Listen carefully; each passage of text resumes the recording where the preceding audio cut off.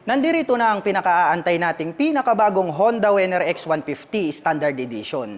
Gaano nga ba kaganda ang underbone motorcycle na ito? Yan ang ating aalamin ngayon. Tara!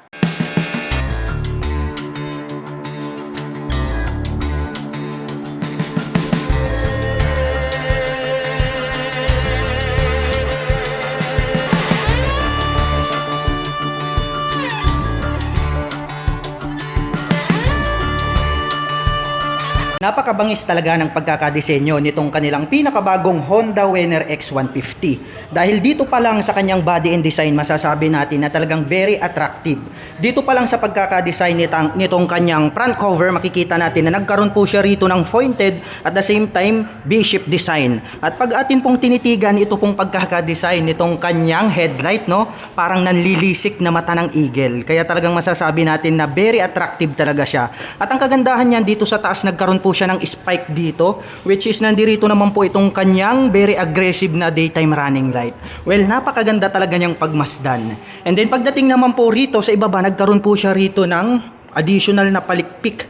Kaya kung inyong makikita is napakaganda talaga ng kanyang pagkakadesenyo. Nagkaroon pa rito ng dual tone color combination mga ka-LM. Dahil nagkaroon po siya rito ng matte black, and then dito po is glossy black po siya. And then dito naman po sa taas may makikita po tayo rito na Honda in white color. At ito po mayroon po dito mga design na para pong diamond type. At ang kagandahan niyan is matte color na din po siya. And then dito po nagkaroon ng deep lines and then naka V-shape design.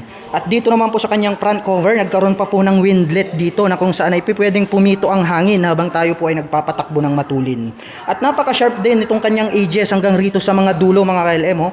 Parang nagkaroon siya rito ng sungay. So napaka-maskulado ng pagkakadesign nitong kanyang pairings.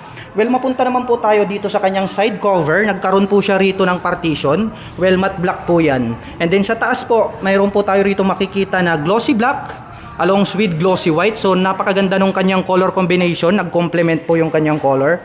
Very attractive. At dito naman po sa ibaba, ang ganda rin ng pagkakaposisyon nitong kanyang turn signals. Ayan o, very unique talaga. And then nandito po siya sa left side. And then ang ganda rin, parang nagkaroon ng mga spiral designs ito pong kanyang lights. And then dito po sa gilid, may makikita po tayo rito na Honda logo. Nagkaroon po ng pakpak ng eagle dito in white color.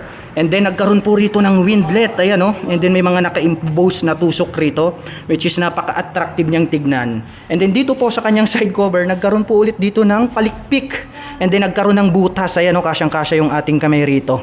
So rito pwedeng maglaro yung hangin, labas-pasok. So talagang napakaganda ng pagkakadesign nitong kanyang pairings. And then may makikita po tayo rito sa kanyang decal na nakalagay is liquid cooled. So ang kagandahan pala nitong ating pinakabagong Honda Winner X150 is liquid cooling system na po siya.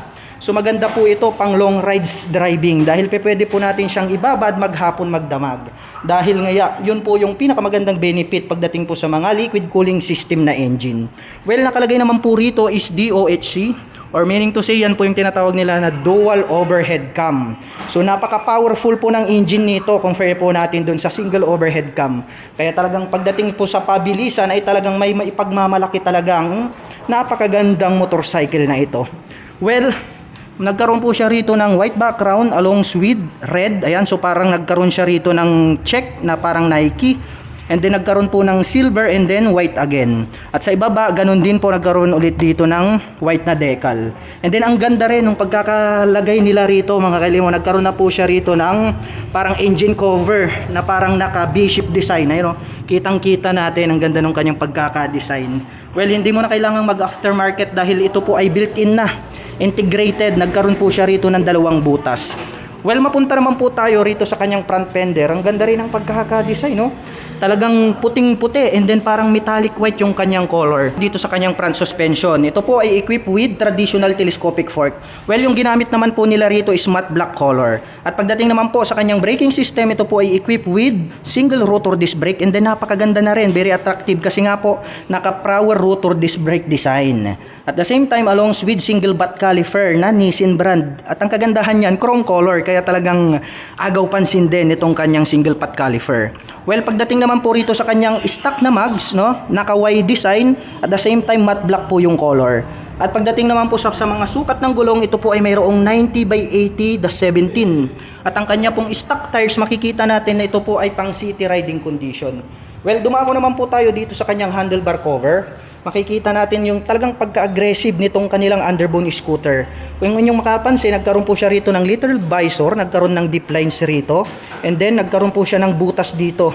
At nagkaroon ulit ng V dito sa gitna na parang naging partition. And then meron po tayo ritong makikita na parang bumblebee design, no? Napakaganda, parang grails. Well, plastic po yung ginamit nila dyan. And then talagang napaka-futuristic din yung kanyang pagkakadisenyo. At mapunta naman po tayo dito sa kanyang fully digital meter panel display. Well, napaka-futuristic ng pagkakadesign. Nagkaroon po ng partition dito sa gitna at sa ibaba naman po nandito po yung kanyang mga light indicator. At ito naman po ang kanyang screen display. May 2 button selector po tayo rito sa ibaba para po sa adjuster and then sa button selector. At nandito naman po sa gitna itong kanilang Honda logo na chrome color which is very attractive. Nagkaroon po siya ng dual tone color combination. So glossy black po rito sa part na to and then matte black naman po rito. At pagdating naman po sa mga button selector, nandito po ang kanyang high beam and low beam, ang kanyang horn at ang kanyang turn signal selector. At nandito naman po itong kanyang clutch. Sa kabila naman po, nandito naman itong kanyang electric starter. At nandito naman po itong kanyang front brake. At pagdating naman po sa mga stock na side mirror, ayan, nakadahon type. Parang nagkaroon po ng touch ng carbon dito sa likod. So napakaganda na rin itong kanilang stock na side mirror. Well, mapunta naman tayo rito sa ibaba, napakamaskulado nitong part na to. Dahil kung inyong makikita, no, very futuristic yung kanyang pagkakadesign. Nagkaroon ng mga butas rito, at the same time nagkaroon ng parang hasang rito. So nagkaroon po siya rito ng dual tone color combination, matte black tong part na to. And then yung side and side is glossy black naman po siya. Well, mapunta naman po tayo rito sa kanyang ignition. Ito po ay equipped with keyless. So, ang kagandahan pala nito mga ka-LM, no? Effortless na rin kapag ating iti-turn on and off itong ating scooter. Or ito pong ating underbone motorcycle. Dahil nga po pa-remote ka na lang para ka lang nanonood ng television. Well, nandito po itong kanyang button knob. And then nandito na rin po included itong kanyang seat opener. Well, mapunta naman po tayo rito sa kanyang side cover. So kitang-kita naman natin, no? Nagkaroon po siya rito ng dual tone color combination. So itong part na to, makikita natin na talagang napaka-glossy black yung kanyang dating. At the same time, itong matulis na to, deep lines, and then naka-emboss tong part na to is glossy white naman po siya. At ang ganda rin ng pagkakalagay nila dito ng decal. Kung inyo makikita, mayroon tayong white dyan, may red lining, and then may nakalagay po rito na winner in white color and then X with silver color along with black background. Well, dito naman sa ibaba nandito naman itong kanyang footstep which is para naman po sa ating mga back rider. Well, ang ganda rin ng ginamit nila rito, hindi po siya metal which is cast iron po siya na silver color. At ganun din po itong kanyang pillion step para sa ating back rider. So not fadable yung color. Mayroon na din po siyang harang dito. At dito naman po sa kanyang pillion step para naman po sa ating rider, ayan o, rubber type yung ginamit. Tapos yung kanyang brace is aluminum. At ganun din po, cast iron na rin po yung nilagay nila rito, hindi po siya bakal. Kaya talagang very premium looks din yung kanyang datingan.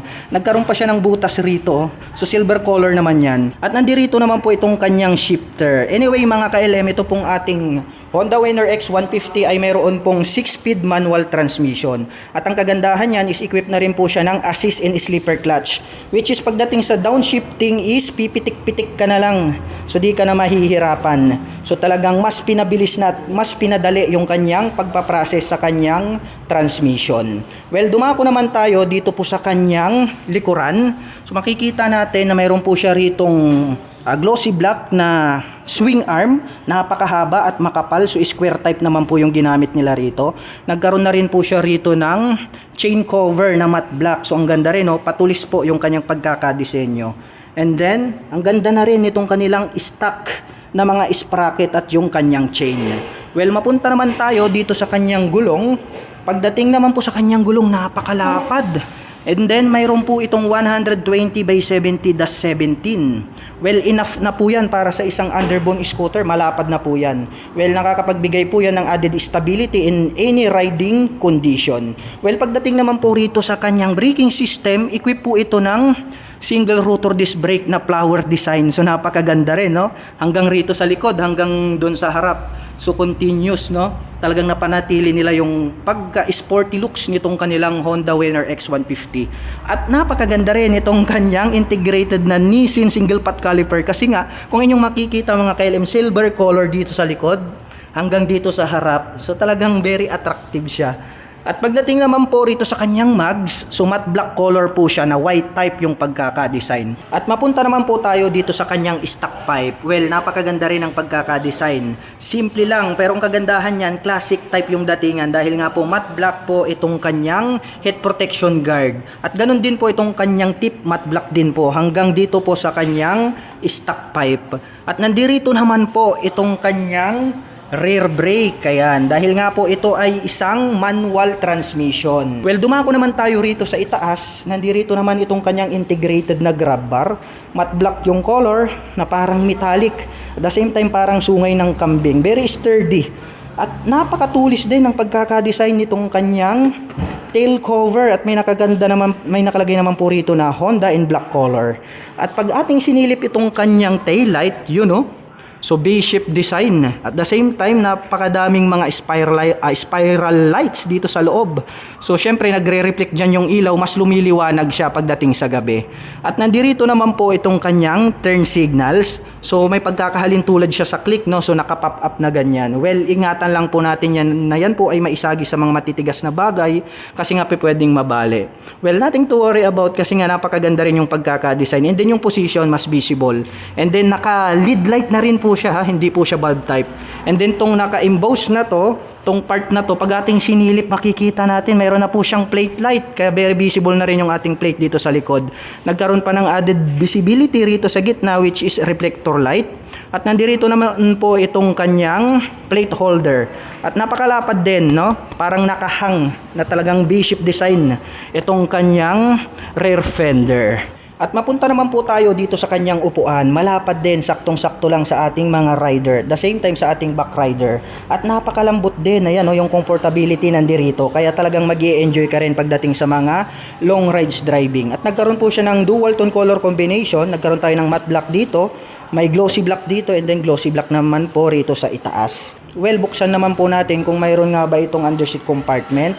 So wala po siyang underseat compartment dahil nga po ang pagkaka-design nito is underbone motorcycle. Well, under the seat, dito po located itong kanyang fuel tank. Kaya, no? So, napakalapad din. Ang ganda na rin ng pagkakadesign ng kanyang fuel tank, no? Very flawless. Talagang malinis na malinis. At mayroon pa po tayo ritong maliit na storage na pwedeng paglagyan ng ating mga tools. Well, sara na natin. Napaka-flawless din talaga. At ang kagandahan niya nitong pinakabagong Honda Winner X ay talagang napakaangas ng dating at napaka-sexy. So bagay na bagay ito para dun sa mga kababayan natin na waswas magmaneho. Kaya para dun sa mga kababayan natin na nag-aantay ng model na ito, ay available na po ito dito po sa Honda Wing, San Fabian, Pangasinan branch. Kaya magpunta na po kayo rito. So itong stock na to, standard version po itong ating pinag-uusapan. At ito po yung dumating, isang stock lang to, kaya paunahan na lang po kayo. At ang atin pong pinakabagong Honda Winner X150 ay mayroon pong 795mm na seat height. Ngayon naman ay susubukan nating sakyan para malaman natin kung gaano nga ba ito kataas. Anyway, my height is just around 5'6". So kitang-kita naman dyan sa ating camera, lapat na lapat po yung ating foot below the ground. Kaya masasabi ko na talagang very comfortable po ito para sa mga tulad ko na 5'6" in height. At para naman dun sa mga kababayan natin na hindi naman masyadong katangkaran, nothing to worry about. Dahil pwede po kayong mag-adjust ng inyong front or rear suspension. At pagdating naman po sa kanyang engine specifications, ang atin pong pinakabagong Honda Winner X ay meron pong 149 cubic centimeter engine displacement. Naka single cylinder dual overhead cam 4-stroke with 4 valve. At nakakapag-provide naman po ito ng maximum power na 11.5 kW at 9,000 RPM. Habang nakakapagbigay naman po ito ng maximum torque na 13.5 Nm at 7,000 RPM. At mayroon naman po itong fuel consumption na 52.3 km per liter. At ang bigat po ng motorsiklong ito ay mayroon pong 122 kg. At ang presyo po ng ating pinakabagong Honda Winner X150 Standard Edition ay nagkakahalaga po ng 123,900 pesos. At para naman po sa mga kababayan natin na nakapanood ng video na ito at interesadong maglabas ng pinakabago nilang Honda Winner X150 Standard Edition, ay maaari nyo po silang bisitahin dito po sa Honda Wing San Fabian, Pangasinan branch. At ito po ang kanilang contact number na maaari nyong tawagan para po sa lahat ng inyong mga inquiries. At para po sa mga kababayan natin na gustong magpunta rito, ang kanila pong operation time is starting 8:30 AM until 5:30 PM from Monday to Saturday.